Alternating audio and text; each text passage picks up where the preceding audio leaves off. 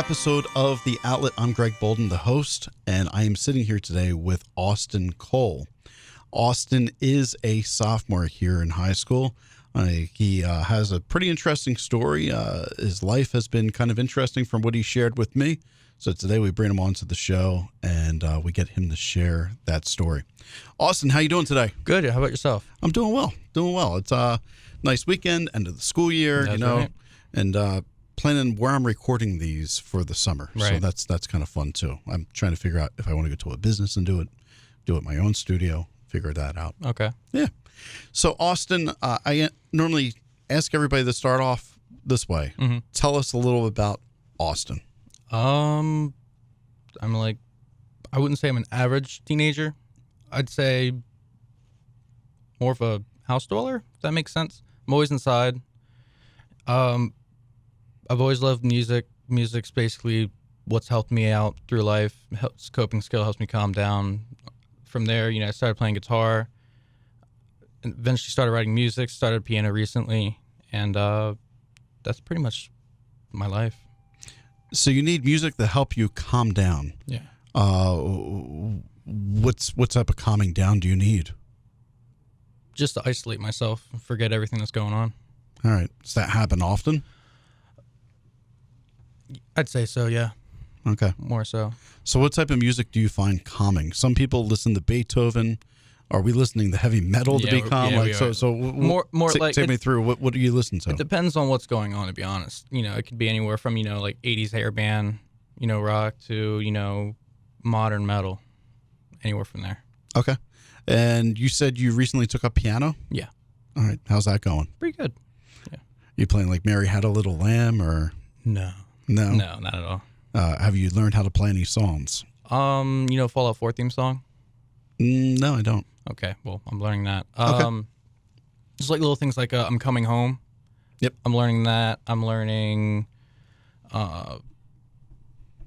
Black Parade by... My Chemical Romance? Yeah. Okay. Learning that. So just simple songs. Yeah, it's like single notes at the beginning of that, from what I remember. Mm-hmm. Excellent. Cool. Okay, so play guitar. You're more of a homebody. You like to be home. Yeah. What do you do for fun? Hang out with friends, play guitar. Does that mean you leave the house to hang out with friends? And stay at their house, yeah. And stay at their house. Yeah. All right. Typical weekend in a typical life of a teenager, what do you do? Play Xbox, work, record music. That's basically all I do and sleep. All right. Well, what's on your Xbox right now? What game? I've been playing a lot of NBA 19. Okay. Battlefield, Fallout. I think that's all I got right now. Now, NBA, are you playing the 2K version or are you playing the EA Sports version? Is it NBA Live? 2K. 2K. Yeah. Okay. That's what I was curious.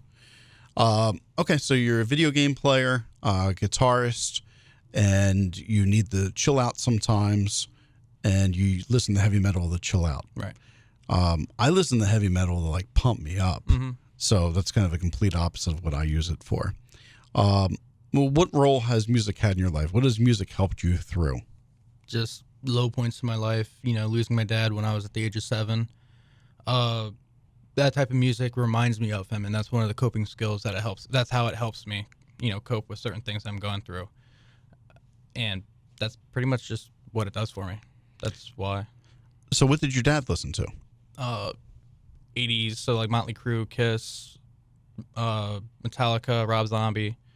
All the classics. So. All right. So you lost your dad when you were 7 and you're 16 now? 17. 17. So 10 years. Yeah.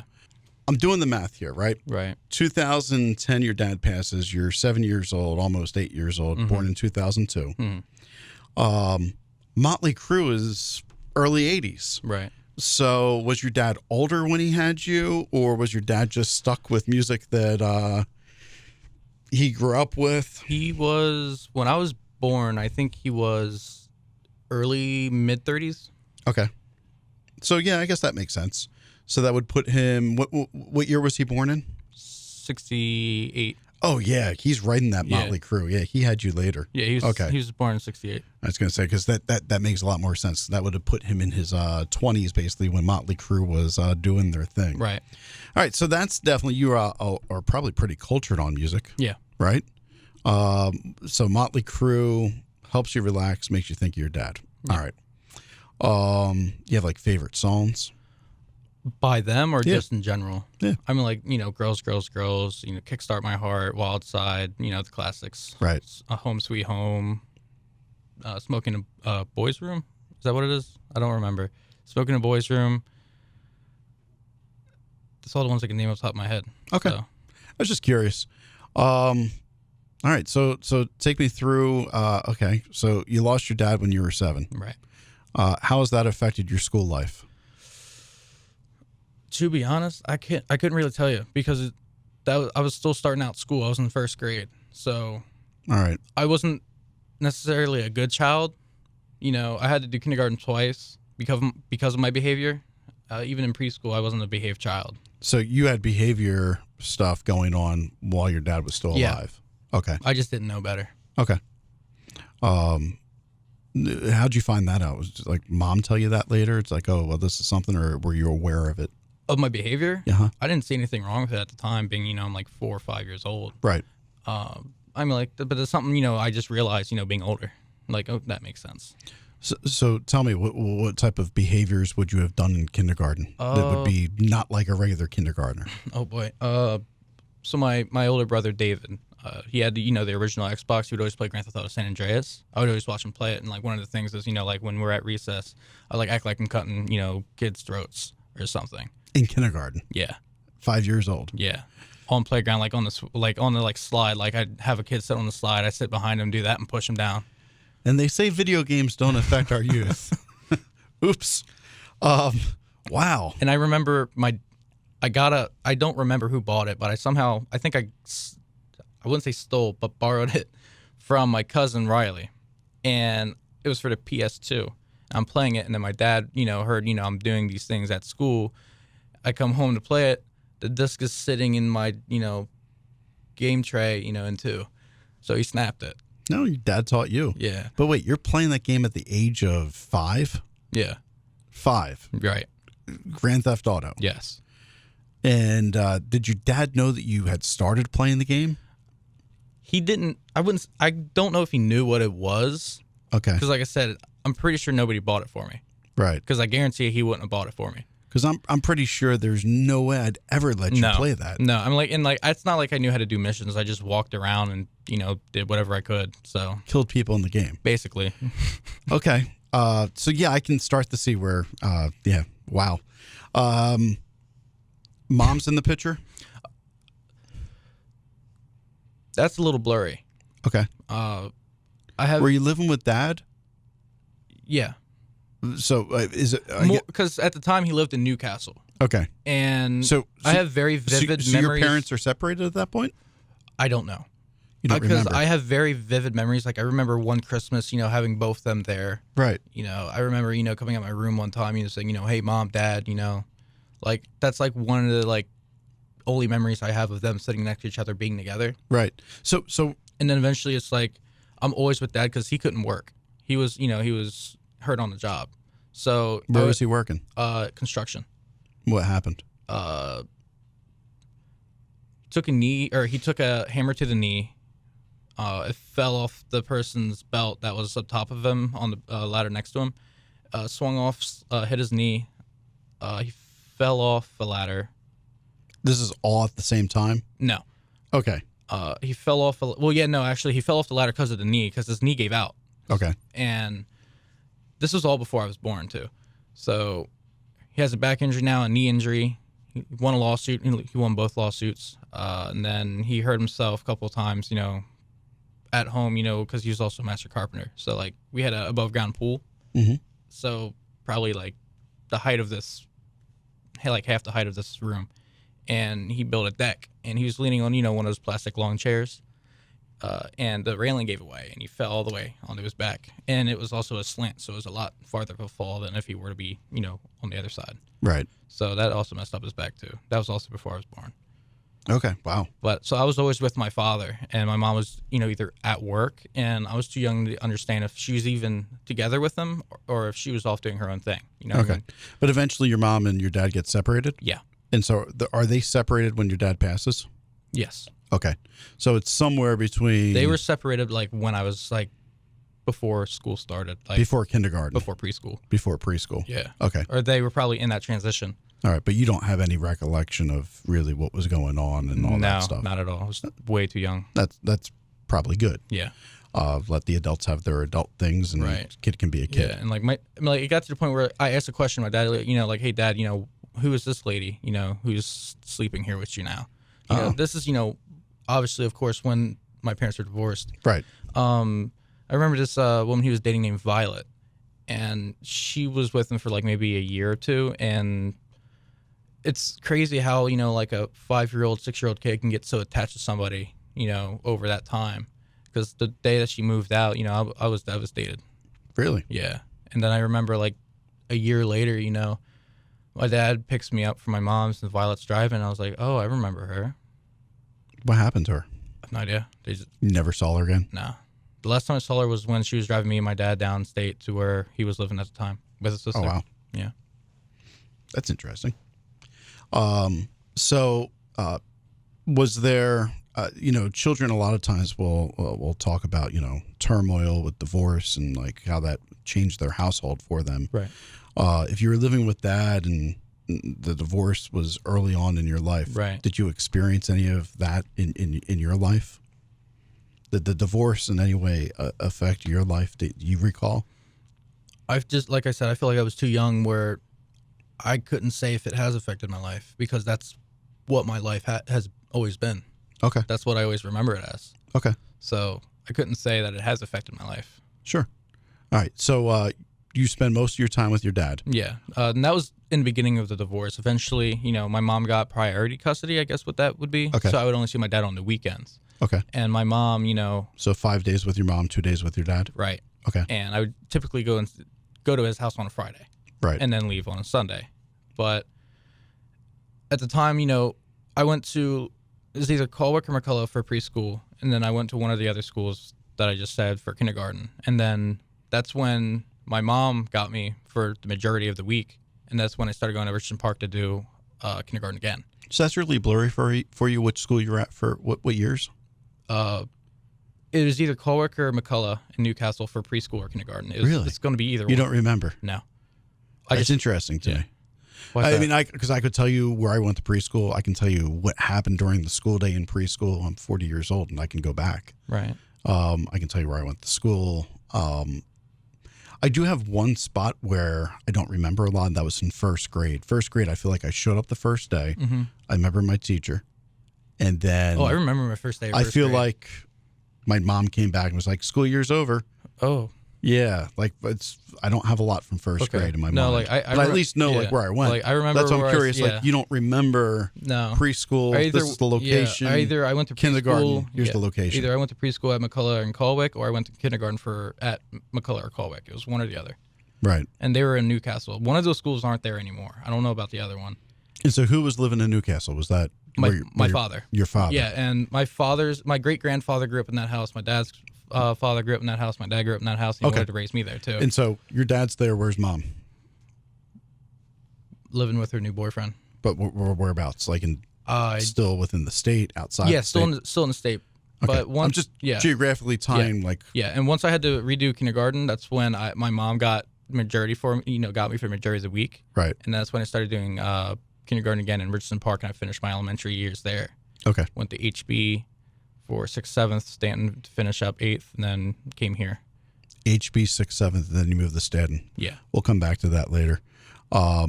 Sticking with your father at this point. So he's got custody of you on the weekends. Right. Right.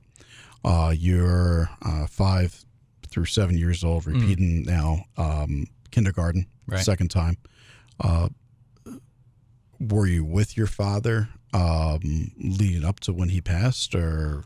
I was not there the present day. Right.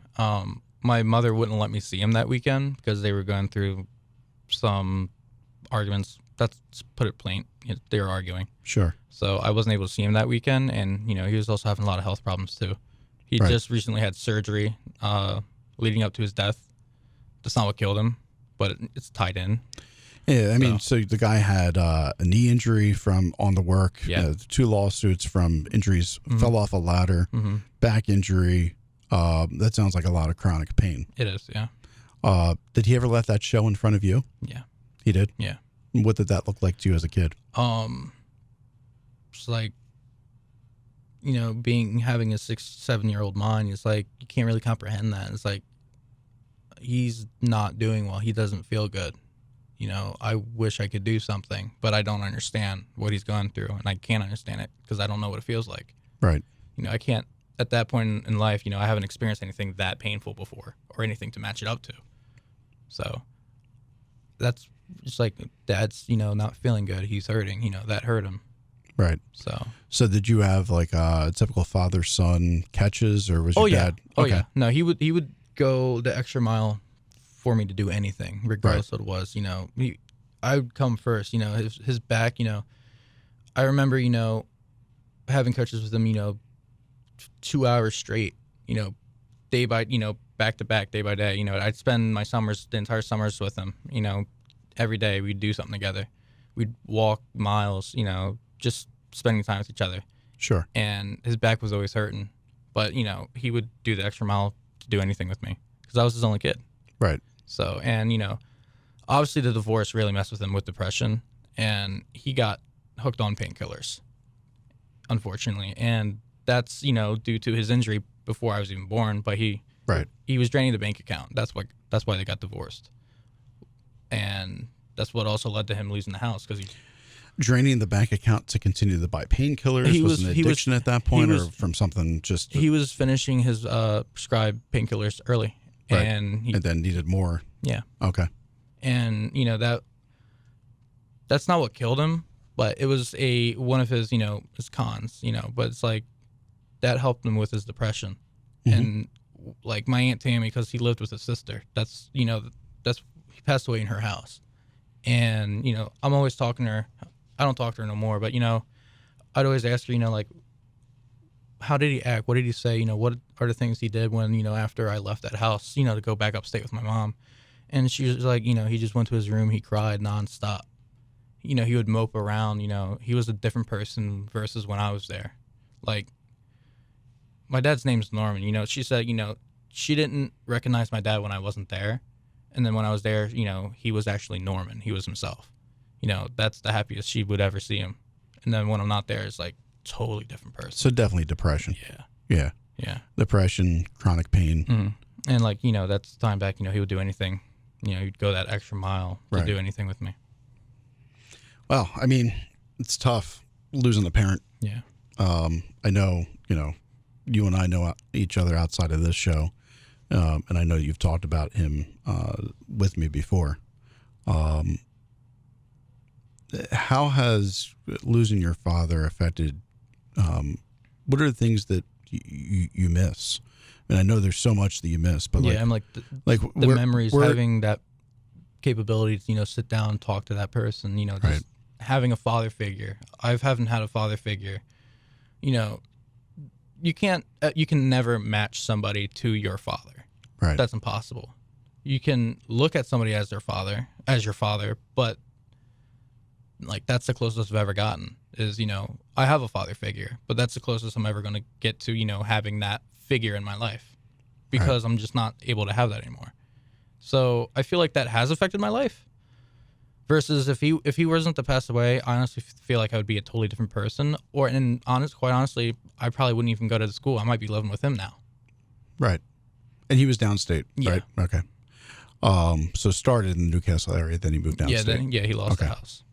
And he lost the house because of, at that point, the addiction or like the money that was being spent, he just couldn't afford to live there anymore. Gotcha. Quite simply. Right, because he was a carpenter and was unable to work. Right. Gotcha. And he would try to do side jobs, all that. He was making money still, and despite Social Security checks. And disability checks, so it's the same thing. So you talked early on about, you had anger issues. Right. You used music to help you calm down, listen to the music that your father listened to. How much of your anger at this point in your life is tied to your father? Of his passing? 'Cause I don't know. I wouldn't. I don't really think I have any anger from it. I'm angry that it happened, but it's at the same time, it's like, things happen for a reason, regardless, if you know what the reason is or not, things happen for a reason. So that's how I just look at it. That happened for a reason, despite, the reasoning. But that's what turned me into the person I am today. So you would say your philosophy on life and the universe is that everything has its place. There's a reason for everything. Yeah. Okay. I was just kind of curious if I was reading that properly. All right. So some anger issues, maybe not tied into that, but I heard you say that you went to a school 6th and 7th grade and you switched. Did your family move? I was dechoiced because of behavior. Behavior. Yeah. All right. What does that behavior look like? 6th, 7th grade, teachers, would always, call on you, like, hey, read this out loud, read this sentence, read this paragraph. I wouldn't want to do that because I didn't like the attention. I didn't like to read out loud, let alone I didn't like that, feeling of that attention, that center of attention. Right. And I would refuse to. And, I'd get sent out, and sometimes it's like, all right, whatever, walk out. Sometimes it's like, oh, this is stupid, slam the door, get suspended for 2 days. For slamming the door? Yeah. Did you ever get in fist fights? I got in one fist fight. It was on the bus, but it wasn't necessarily a fight. It was more of I stood up, I punched him, and he sat down. All right. So, that's more of a statement than a fight, I guess, at that point. But that fight was triggered because he was talking about my father, knowing that he was also passed away. Wow. Yeah. How old were you? This is 7th grade, so I was 12. Okay. I do remember I was 12 years old. All right. How have you feel that you've grown from where you were? From being 12 years old? Yeah. A lot. How so? How I handle situations. I rethink things. There's some points where it's like it just slips away from me and I act out. But it's also, I realize I'm in the wrong if I do it. I realize I made a mistake. If I was in 7th grade and I were to do that, I could tell you right now, I'd never said sorry. I didn't care. Right. I didn't have any sympathy for what I did. Now I have remorse for, things I did. I would like to go to my 7th grade teacher and say, hey, I'm sorry for this. Sorry I acted like this. I should have done that. For something very simple that I just made life a lot worse, and especially putting the stress on my mom too. Like, that's something I really do feel bad about, because she would get called every day. Every other day she'd have to come and pick me up early because I was acting out. So let's talk about that. So your mom is now the sole caretaker for you, right? You're not living with any of your dad's family? No. Okay. So mom's sole caretaker of you. You got this anger thing going on. You got dechoiced for I guess that aggression. Yeah, the anger that you referrals. have, right? Yeah. How's mom deal with all this? I don't know. Like, that's one thing I praised her is, she managed to put up with it still. And I've put her through a lot with stress and just behavior wise. Roles reversed. You're your mom. Your mom's you. Right. How would you have dealt with it? I couldn't tell you. Like, it was bad. Especially in elementary school, like, you wouldn't understand. Like, there was, like, I'd get in fights, like, twice a month, get suspended for 3-4 days, and then a week, get sent out, phone call every day. Next week, another fight. It's just a repeat, and it was the entire year. And it was really bad in 1st grade, too, especially losing my father. Like, I acted out a lot because I didn't know how to cope with that at the time. Being so young, losing that person, and understanding what it means, not having anybody to explain what it means. And it's one of those things where you just don't know how to cope or respond to anything that's going around you. You don't know how to act. You just act, I do know, but I guess I'm curious. If your father was around, would your behavior have been corrected, do you believe? Or do you think that's just from kindergarten, that's who you are? I feel like that my behavior wouldn't have been as much as a problem. Because why? I would have had that somebody to say, you can't be doing that. I'd have that firm, figure saying, you don't do that, or this is going to happen. Does that mean your mom hasn't been the firm figure on that, or is it okay? I'm like, in my eyes, personally, with me, my mom did do that, but it's more of, if it was my dad saying it, I'd be scared. Okay. Do you treat women differently than you treat men when it comes to like authority? Do you look at women differently than you look at men? No. Okay. I'm just curious where that comes from. No, I was trying to figure out the fact that if your father is the one saying it, it's just because it has weight. But it's if your just mom the says relationship it with doesn't. my parents. Like, Okay. even today, like, the relationship I had with my father is a lot stronger than my relationship with my mom now. Despite the fact that your father's been gone for almost 10 years. Right. And your mom's I'm going to been guess caring that's for just, you. I'm like, and that's like, I look at it as that's the father-son bond. Yeah, but there's a mom-son bond too. There really is. Right. I mean, that's where the whole mama's boy comes from. Somebody doesn't have to be a mama's boy to understand that, there's still a connection between a mother and their son. Right. No, me and my mom's gone through a lot too, not just, with my stuff, but just in general. And, like, me and my mom, we're a good team when it comes down to, like, we need to get stuff done. If we're going through something, we're there for each other, especially now. But other than that, it's like, especially now, like, obviously I'm a teenager, so I'm not going to be as, around my mom as much, versus, I was 7, 8, 9. Sure. But no, like, me and my mom, I was always argumentative. I'm still argumentative with my mom, but it's we have a bond, but it's not a necessarily strong bond. Okay. That makes sense. You're argumentative. Do you think that's a strong quality or a weak quality to have? I feel like it depends the situation. Okay. Are you ever wrong? Oh, for sure. Yeah. How do you know the difference? After the fact, when it's over. So you're not cognizant of which side you're on during the fact? Depends the situation, depends on what it is. Like, I might realize I'm in the wrong in the middle of it, and then that's kind of an awkward situation. So then you're going to have to figure out, okay, how am I going to get out of this and turn it around? There's maturity in that, though. Right. There's definitely maturity in recognizing in the situation. Right. Yeah, I'm like, there's points. The tide's turned. Yeah. I may be on the wrong side of this. Yeah. I'm going to cut my losses and make this a better situation. Right. And there's like times where, like, there's like big arguments, that stretch out for like days. And it's like, it could be a 3-day argument, within the second day, I was like, okay, maybe I'm in the wrong here. Maybe I should just let it be. All right. Apologize and forget about it. So I can't help but notice. Hold your hand up.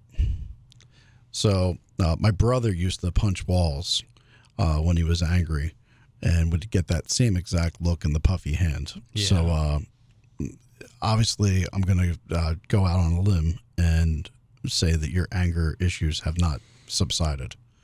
You still impulsively are reacting to anger. Is that an accurate statement? To this specific individual that triggered me off, that make me, I'm like, I wouldn't say he made me. I'm the one who did it. Yeah, I was going to say no individual can it's ever my make you do action, anything. I decided to do it.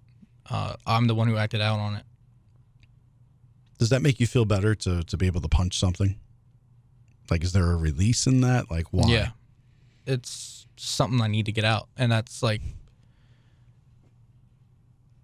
I don't know. It's just one of those things where I've learned in the past, going back to 7th grade when I said I punched a kid on the bus because he was talking about my father, they were pressing charges on me. They dropped the charges. Why? I have no idea. But I got off lucky. So, well, thank you to that family. Yeah. So being able, I think it was the school that even dropped the charges too, because they were wanting to press it too. And, being able to have that, realization of, wow, I just got lucky. Mm-hmm. I've learned it's better to punch an object than not a person. Oh, absolutely. And that's basically what came down, this weekend. But if I'm talking about, what makes you tick and everything else, and I'm kind of curious about this, like, why punch a hard object? Why not, like, rip open a pillow or something that's not going to actually possibly break your knuckles in your hand? I feel like it's more of if you punch something soft, for me, if I punch something soft, I don't feel like I'm getting anything out. If I punch something that's hard, let's say a wall, a locker, the what's going through my mind at that point when I'm, swinging at the wall is I want to break this. Right. And I want to do it, with as much force as I can and damage as much as possible. What was going through my mind, because this happened Saturday, what was going through my mind Saturday is don't hit him, hit the wall, and just let it all out. Right. And I didn't, while I was punching, he was like, I don't care if I break this wall. So I'm looking to see if I'm going to break it. So, Austin, I got to ask you, at some point that behavior is going to have to change. Of right? course, yeah.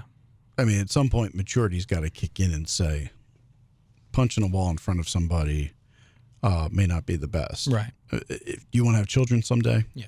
Okay. So you have children. Something might really upset you. You don't want your children watching you punching a wall, right? No. And so I think, we got to find you a healthier outlet. Right. Maybe Motley Crue isn't the best. Maybe we need to get you some Beethoven and some relaxing music here. Yeah. So it sounds like, mom's probably still got a little bit of a stressful household. Yeah. No, right now we're going through a really stressful situation right now. Right. I don't need all the details on that. We'll leave that off the podcast. That's personal between you and your family. But, yeah. So, but do you understand your role in all that? Oh, I definitely do. Yeah. I'm just kind of getting into your mind of like if I wasn't to do what I did, and if I were to quite simply just let what was happening be, right, and I'm the one who escalated it. Right. If I didn't do what I did, everything would be, I wouldn't say okay, but would be a lot better than what it is now. Right. So yeah, I am in the wrong for what I did. I would say I regret it. I do regret it. But like I said before, things happen for a reason. What I did happened. I can't change it. Sure. But the outcome was bound to happen because of what happened. Right. So. All right. Tell me about school. Okay. What type of student are you? I'm definitely not an A+ student. Why? First thing comes to mind is lack of motivation. And I feel like that's something that's tied into my dad's passing. Tell me more. I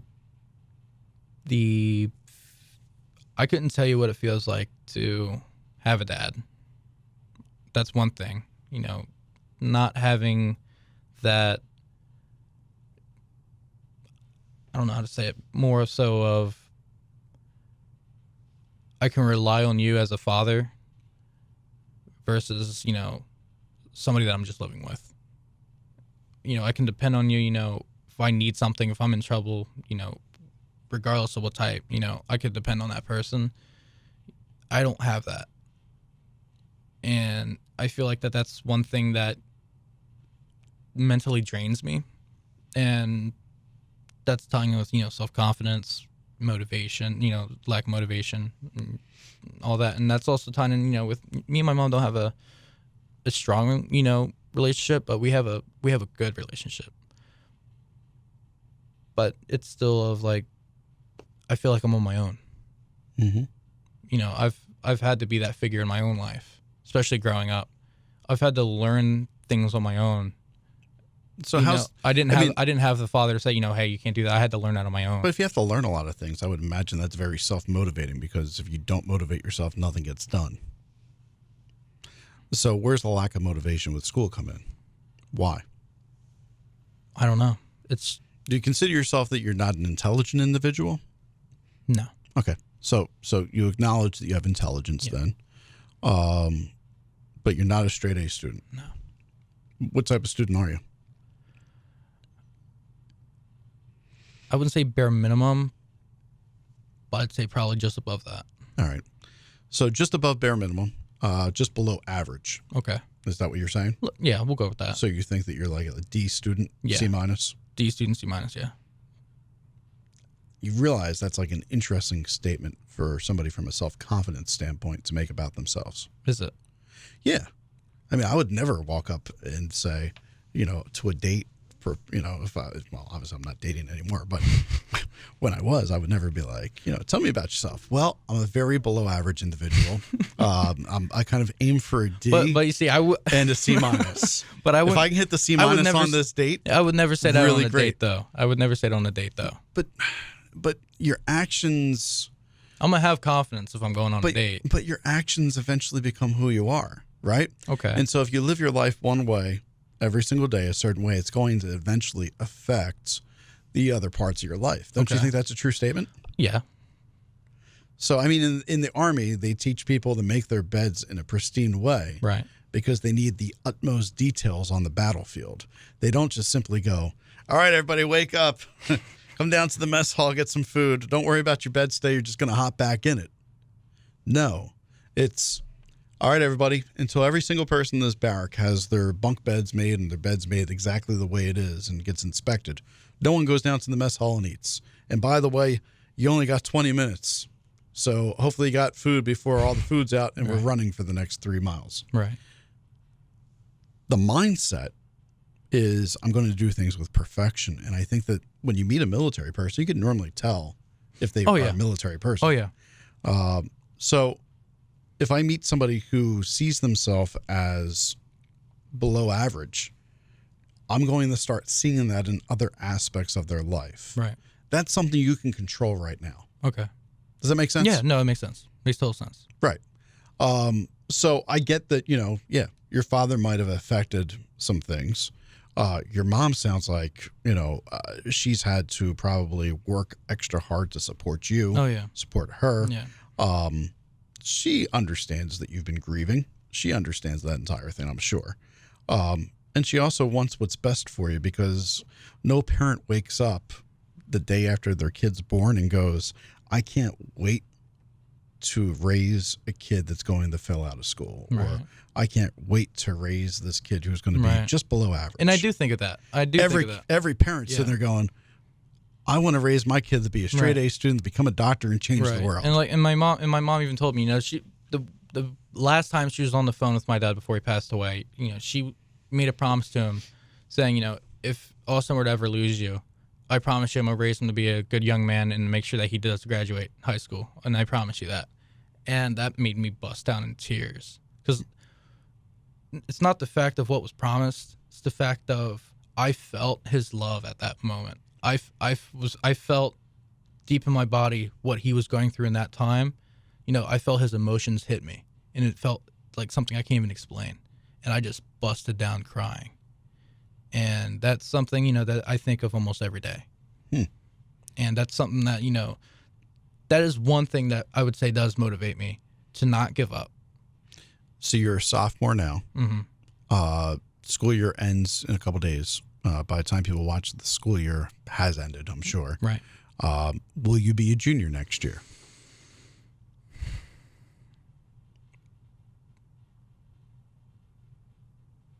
I'm not sure. I feel like I'm going to pass all my classes besides English. That's the only thing. Then why aren't you sure? Because of English. The odds of me passing that, I don't think are great. Okay. So you'd be what the districts call a slasher. Right. Right? But you'd only be one class behind, so that's make-upable. Yeah. No, I'll be able to finish that before the middle of the year even hits. All right. Commitment level to finishing high school after your dad says that, where's it at? I'm like, that's a lot of weight on my shoulders. So, like, that's something I don't want to break. That's something I don't want my mom to break that promise, and that's something, I don't want to let him down on. That's something, he would... Probability that you're going to graduate with your high school diploma. Give me a percentage. 80%. So 2 times out of 10 in life, you're not going to make it. 8 times out of 10, you'll make it. As bad as that sounds, yeah. Those 2 times out of 10, what's going to cause you not to make it? Because obviously you're playing something on your mind. Just giving up on myself. Just being dumb and not, So obviously we went back to the self-esteem part, right? Just giving up on myself. The part that labels yourself as average and below average. That's something I fear of, is giving up on myself. And that's something I don't want to do because, my brother dropped out. He had a kid when he was 16 or 17, same age that I'm at. And he dropped out. And he tried to go back and he just didn't. He got hooked up on, things that, messed up his life even more. And he's having trouble still, Your brother's mom's side, dad's side? Mom. Mom. Yeah. Okay. She had your brother before you? Yeah. He's older? Yeah. Okay. Same mom, different dad. Yep. Yeah. That's what I was establishing. Yeah. Yep. And I think I caught his name. You said it was David. Yes. Yep. So I'm on it. Right. But yeah, so you're going back to that self-esteem issue again of, well, I don't know. If I believe in myself, I can get it done. How do you think teenagers that feel like you feel, because I don't think you're alone. You're not the only person in the world that feels that way. I probably have 20 students just in my program of 130 that are around that type of viewpoint. Okay. What can you do to control your own destiny? I don't think I can really answer that. Why? I don't know how to. So do you believe that life is just random and you can do nothing about it? Do you believe that you have some control in all this? I believe that we're, on a ride that we're just experiencing. And so you can't control the ride? No. Really? I don't believe we can. Oh, I think we can control everything.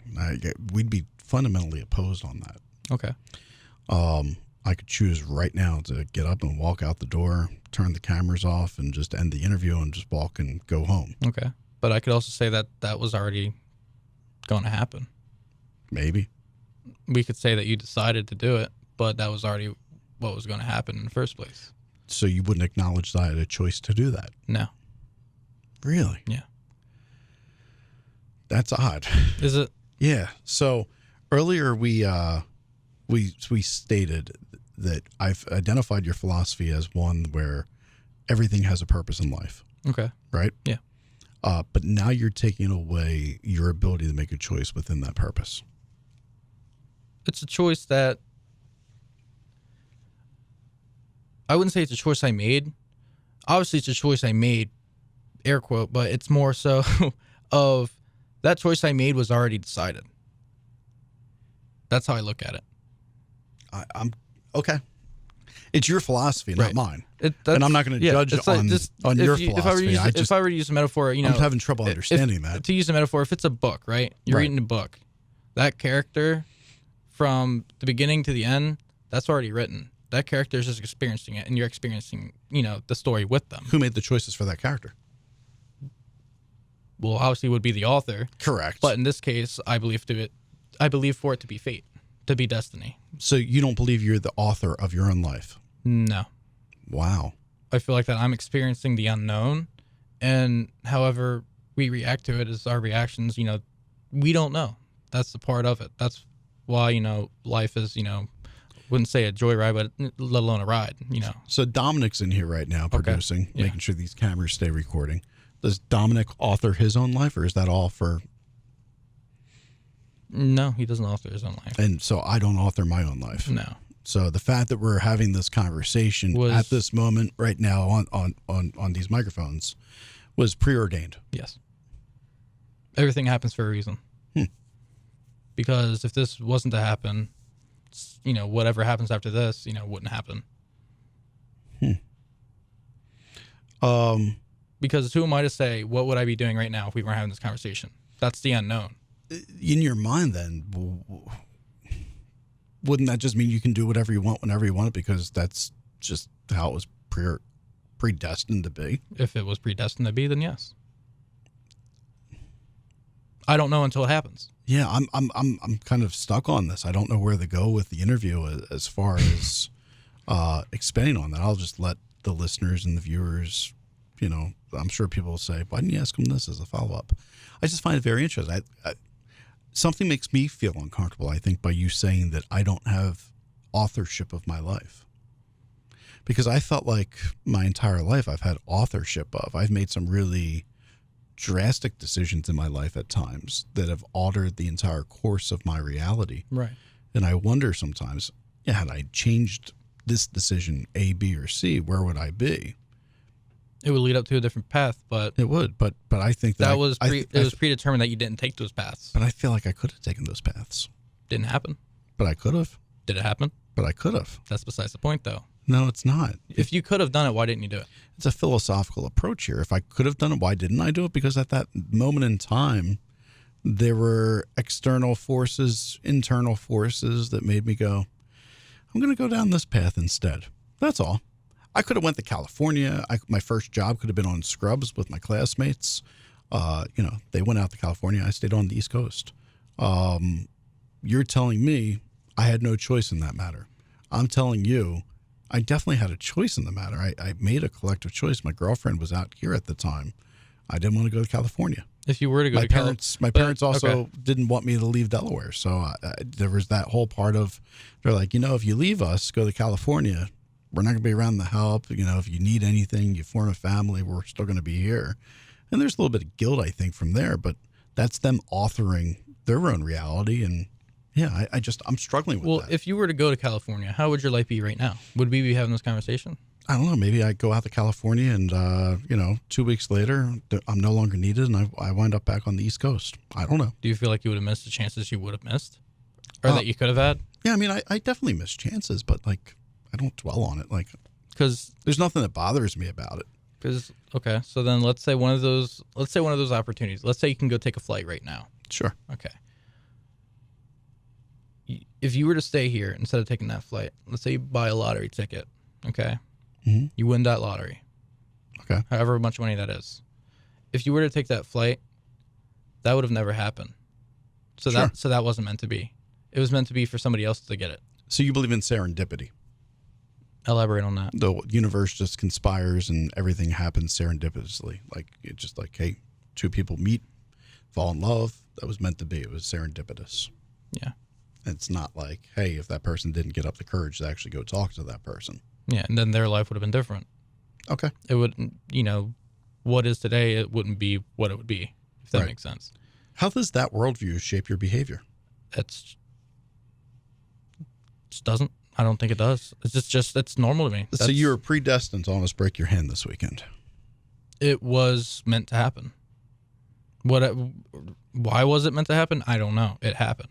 Do you believe that you could change your mindset, though, and the next time you're in that situation, not punch a wall? If it's predestined, yes.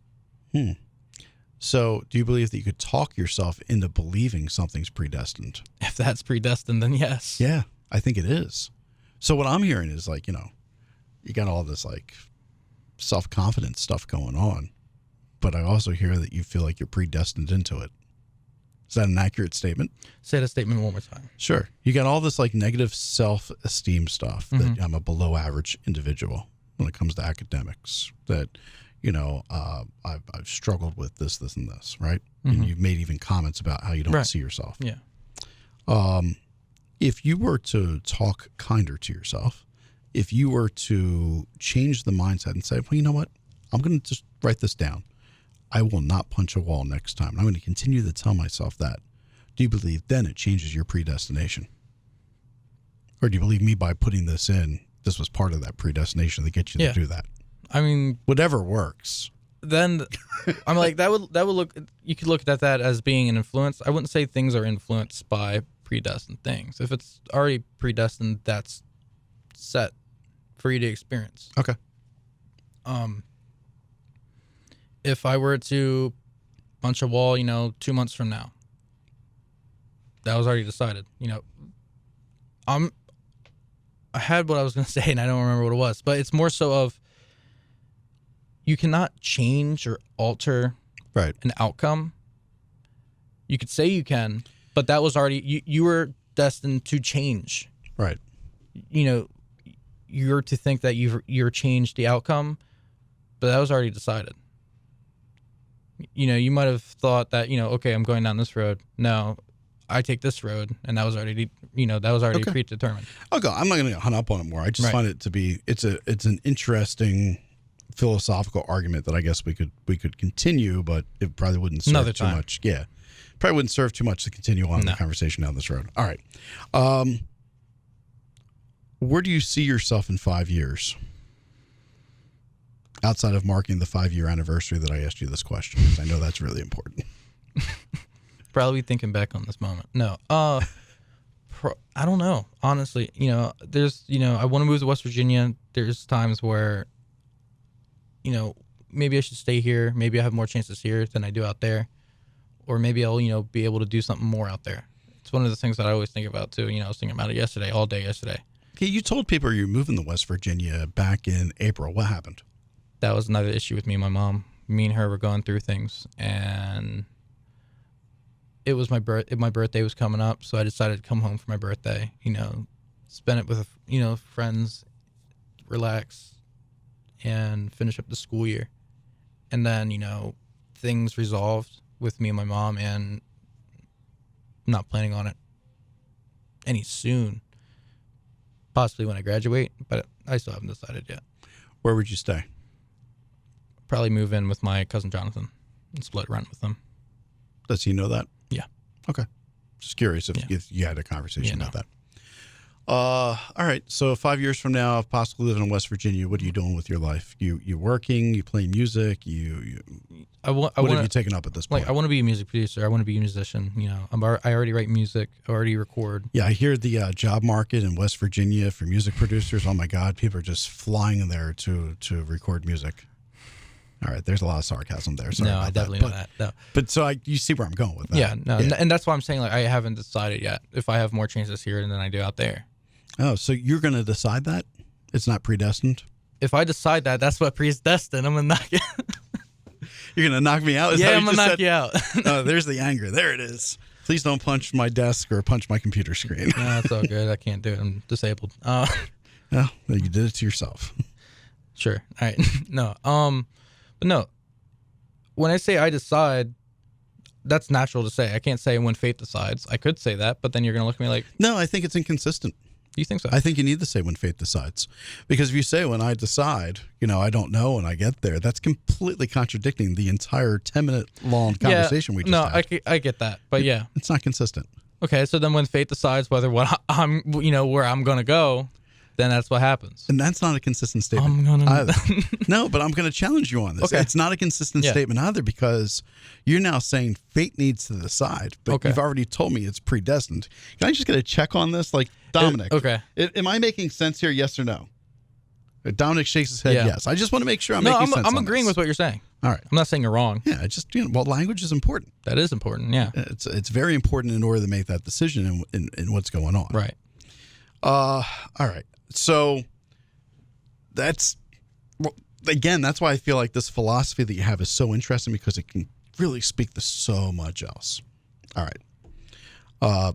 Ask you a tough question. I mean, we've talked tough stuff already, talk about your father, but I think this is a little bit on the more tough side. And if you don't want to answer it, tell me and we strike it from the record. Okay. If your dad were still alive, and it's 2019, you're going through what you're going through. Your family's still separated, obviously. Is your dad proud of you and who you are at the present moment?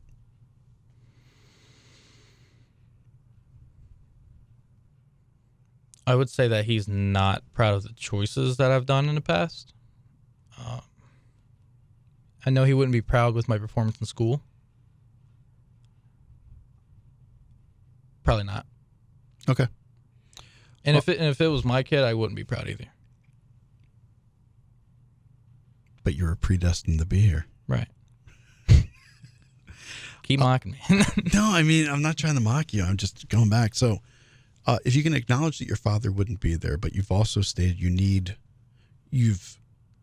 stated earlier in the interview, and I'm going to try to paraphrase. Maybe I'll just cut to it. But anyway, you stated that definitely the loss of your father has affected you academically because you haven't had the father figure. Even as a person. Right? But if you can acknowledge that if your father were here, what he would say to you, what he would That's what think I want to know. Things. I want to know what he would say. Well, I think you know. I think you just answered that. I think that he'd say, Austin, get your act together. Right. I'm disappointed. You are a very intelligent individual, and you're not showing it because you're not applying yourself. How are we going to get you to apply yourself? I think that's pretty accurate to what he's going to say. So if you know that, then don't you have a responsibility to change that? Yeah, I do have the responsibility to change that. But then it's also like, I don't know. I want to say I don't want to, but I also don't want to say that. It's just, that's it. That's it? Yeah. Wow.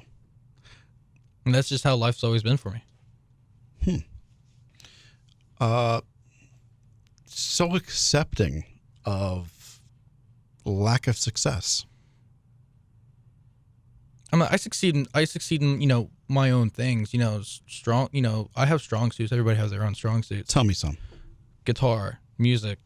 Guitar. Okay. Let's start there. How good are you at guitar? I think I'm pretty good. Okay. Yeah. Taking lessons? No. Okay. All self-taught. You know Eric Clapton still takes lessons, right? Does he? Yes. Okay. Do you know why? Nope. Because it says there's always somebody that can teach you something. Okay. Right?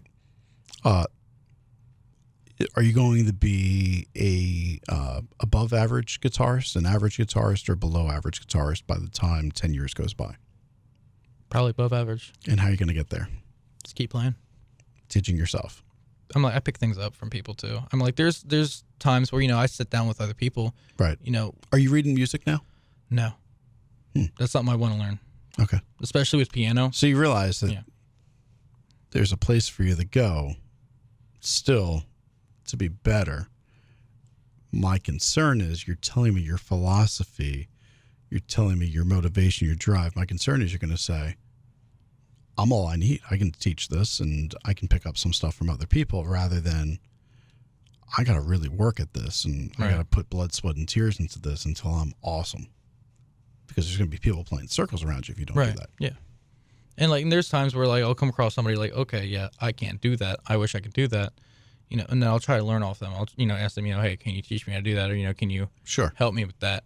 You know, and there's times where like I've sat down with, you know, I wouldn't say a paid teacher, but, you know, somebody that said, you know, hey, I'll teach you. Right. You know. Who holds you accountable? For learning guitar? Myself. Do you think that's the best person to hold you accountable? Who else would? A teacher. Someone who plays guitar, that's somebody who's already gone through the education of it. An expert in the field. You see what I'm saying? Like, you're telling me that you settle for mediocrity, right? In a lot of what you do in life, in school. And I'm telling you, if your mindset starts there, your mindset's going to be pervasive through everything else. All right. And now you're telling me, well, I'm teaching myself guitar. And who's going to hold me accountable? I'm going to hold myself accountable. I'm going to question you. What standards have you set for yourself? For example, are you going to be the next Zach Wilde? I wish. I hope so. Okay, so that's what I want to get to. So set a standard, right? You see what I'm getting at? Yeah. I'm like, yeah. My standard is, you know, get to a point where I can play a full album. That's one of my goals. Play a full of what, of who? That's, you know, I don't know, but I want to be able to play a full album. You know, solo. You know, almost perfect, and be confident in it. And also, you know, after which, you know, still be confident to even do that in a crowd, in front of a live crowd. That's one of my goals I want to have set. Right. You know, another goal I want to have set, you know, even after that, you know, get signed to a record label, you know. And that's like far down the road, but that's something I want to succeed. That's something I want to do in life. That's something I want to be able to achieve. Have you written it down yet? What? What you're going to achieve in life? I haven't written it down. Why? I don't know. It's a powerful thing. To write it down? Mm-hmm. It's called mindset planning. Okay.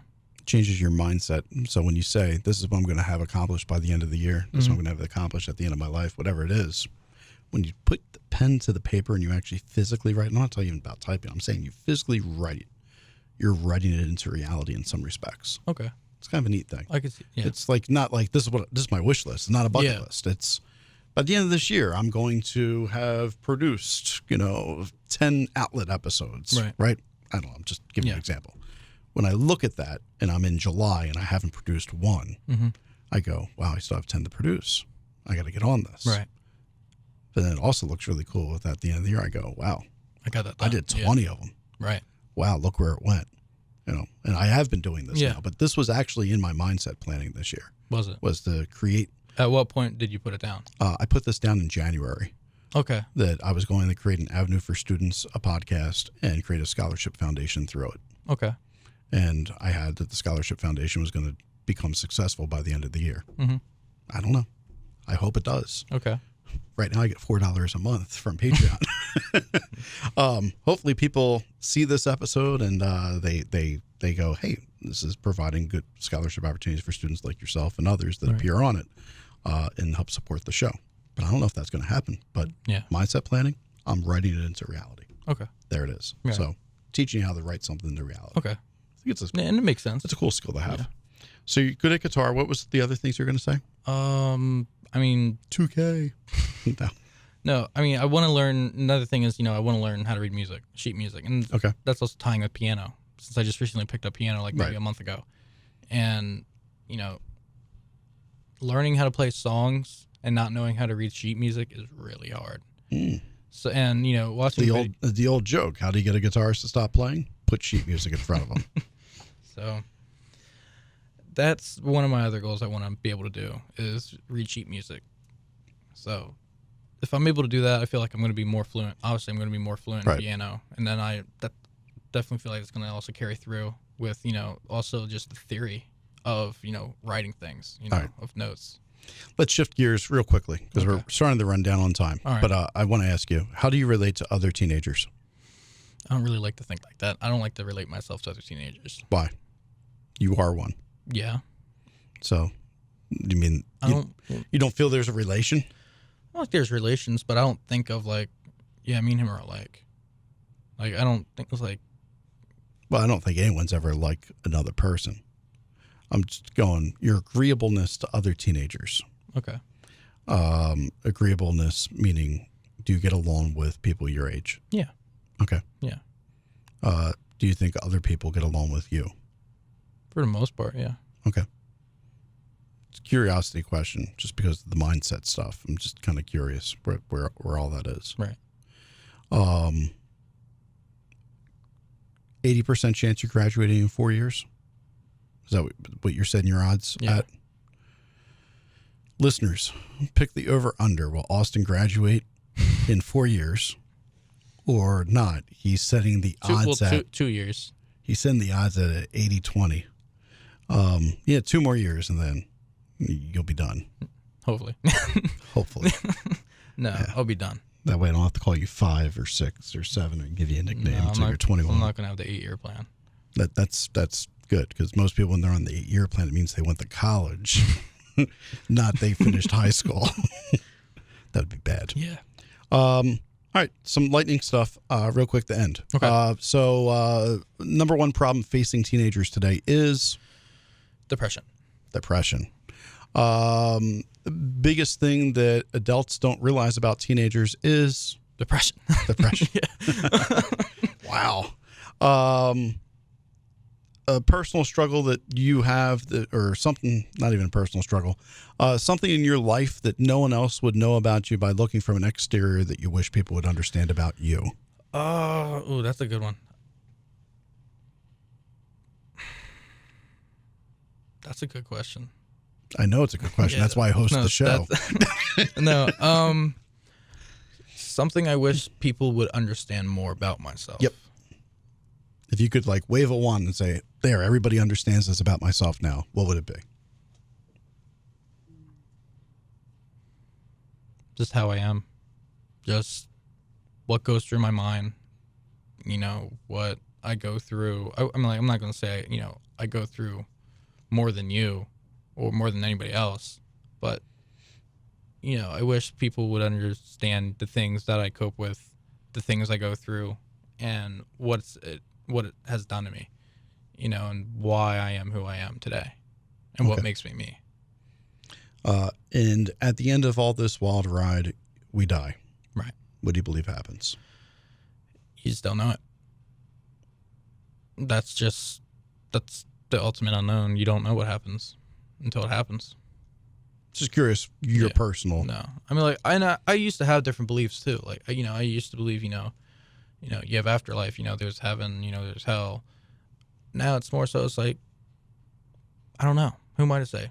Who am I to say that's actually true? People's, said, you know, they've come back to life. They saw this, they saw that. I'm not saying I don't believe them, but I also feel like it's just tied into either A, who you are, or if there's actually, you know, something happens after it, and that's just the ultimate unknown. You don't know until it happens, and that's something we will never know. That's why it makes it so, you know, mysterious, if you'd use that word. Okay. You never know.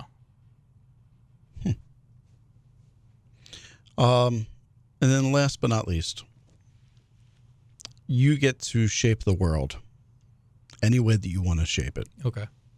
What does an ideal world look like for you?